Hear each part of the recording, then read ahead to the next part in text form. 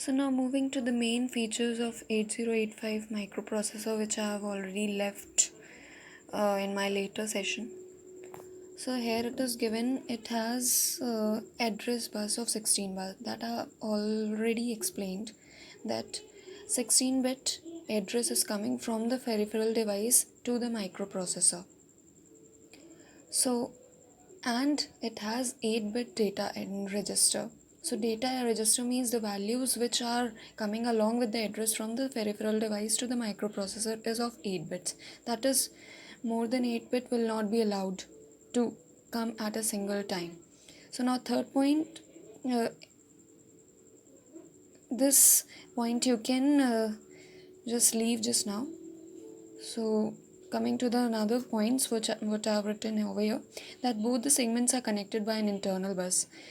These both the segment means the register as well as the ALU.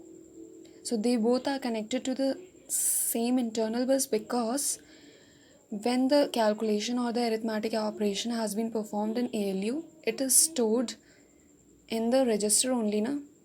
Then further, when the values from the register on the command of the control unit, that I have already told you that microprocessors control unit will command, and then only the register will either read or it will write the information. So here, fourth point, what it is written, arithmetic and logical operations are performed in ALU and data are processed, stored in the accumulator. So accumulator is nothing but a storage device, storage area inside the arithmetic logic unit. Like various components might be there inside the ALU because ALU is itself a component. So since there are millions of transistors, so somewhere accumulator will also be there. It will not be visible to the naked eyes unless and until you use the special kind of device to see it. So now next point of the main features of microprocessor, that 8085 microprocessor flags.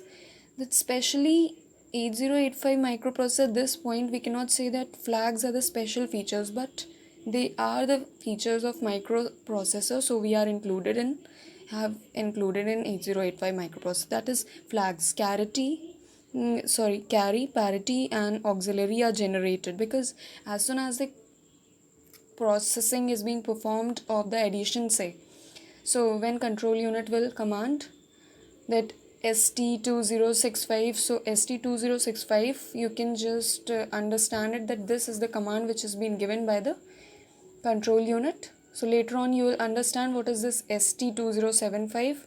So just take into your knowledge that it's ST2065 is a command that is given by the control unit of the microprocessor, that it has to do this particular work just now.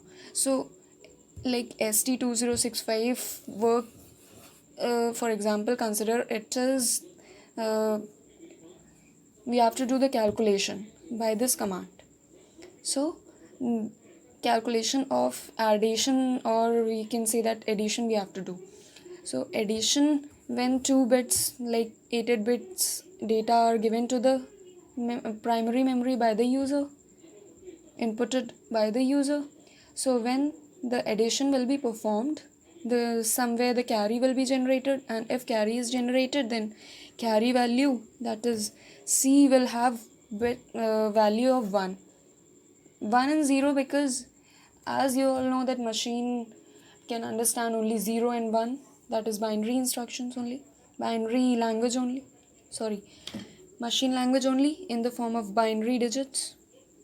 So as soon as the carry is generated, the value will be 1, and parity is used for if in calculation or if in addition any even value comes, then the value will be 1, else its value will be 0.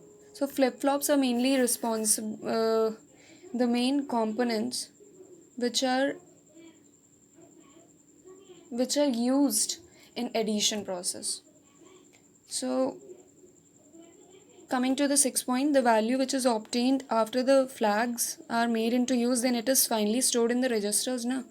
So the value which is finally obtained after doing the several process of calculation, so it must be stored somewhere, otherwise it will, when it will be vanished, we cannot get the required outcome.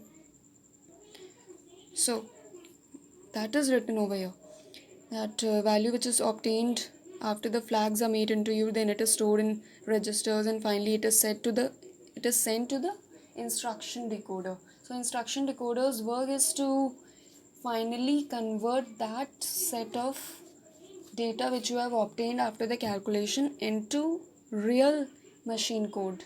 That is, somewhere if the value has been left in the assembly language, then it will be converted fully into the binary digits, like in the form of 0 and 1. Then the computer's microprocessor can automatically understand what's happening. Okay, so coming to the next point, this is a architecture we can say, and it is organization part, so we can leave this just now. So coming to the architecture of 8085 microprocessor. So 8085, coming to the hardware model, that is on which are the components that are required in order to make an 8085 microprocessor. Why I'm saying this 8085 microprocessor, that is, it is a special type of microprocessor.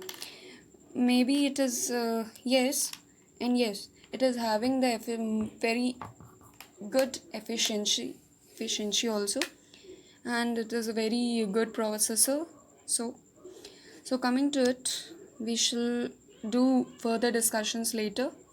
So 8085 hardware model. So here it is accumulator that I've already told you that whatever